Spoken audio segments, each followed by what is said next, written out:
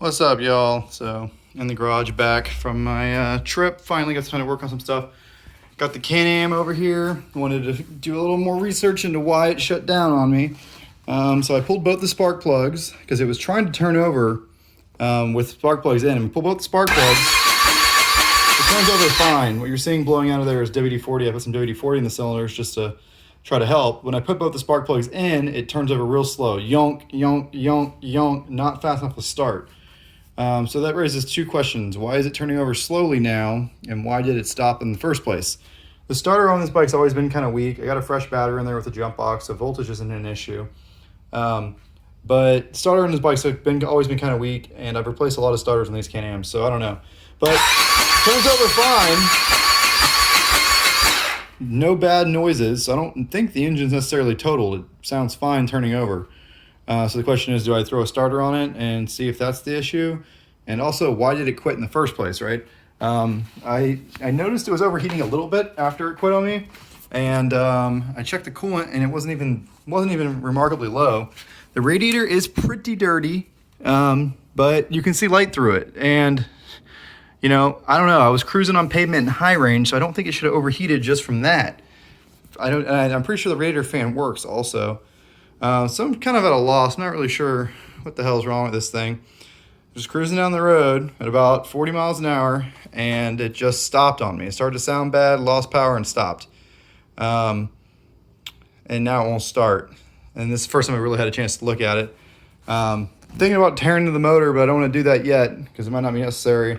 Also, I hate working on Can-Ams. Everything is just designed to be as sharp as possible to cut you and to be miserable. So I kind of just want to sell it for parts at this point, so I'm just so sick of working on it. But I finally got the suspension working good, and the drivetrain working good. Now the engine doesn't work. It's always something. But it does have good spark. I checked the spark and all that, so whatever. A little 300 update for you. So here's the carburetor of the 300. Not just kidding. That's the carburetor of the 300. I took it off to swap a 400EX carb on.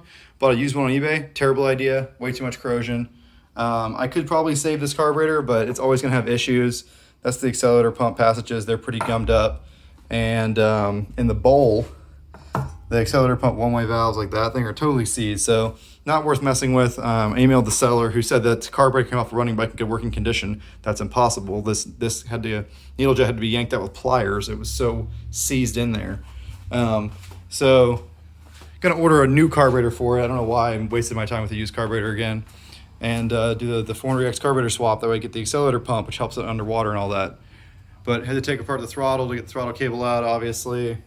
Took the choke cable off, and I just pulled it off all in one unit, so I have the carburetor sitting there. I can throw it back on if need be, the stock carburetor with all the cables hooked to it. And you do need a 300EX, 400EX cable in order to install a 300EX, 400EX carburetor. The best cable is the 350X carb cable because it's longer throttle cable, but this can be made to work if you route it intelligently. Also, this nut on here, there's a nut that was on there. You take that off, and that lets you screw it deep enough into the top of the carburetor to where it doesn't hit your gas tank. But when I get all that done, I'll do a video of it. Just want to do a quick update. Also, we got the Pioneer 1000 aftermarket lights for this bike. They look really nice. These lights have been fish tanks for a long time. So you can see the water in there. So we're going to put these bad Larrys on there.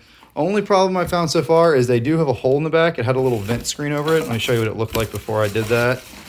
I peeled it off. It looks like that. So that's actually a hole under there. So I'm gonna make a plug and silicone that up real good. There's one there and there's one here. So I'm not sure why they decided to vent it. I'm not even sure if that's actually a vent or if they meant that to be watertight. But either way, I don't trust that at all, right? So I don't know if they meant that to be some kind of like a breather or what, but I'm going to seal it up real tight. Hopefully this will be a sealed unit. People have given me good reviews on it. This connector right here doesn't look beautiful, so I'm also probably going to silicone all up in there and around these wires.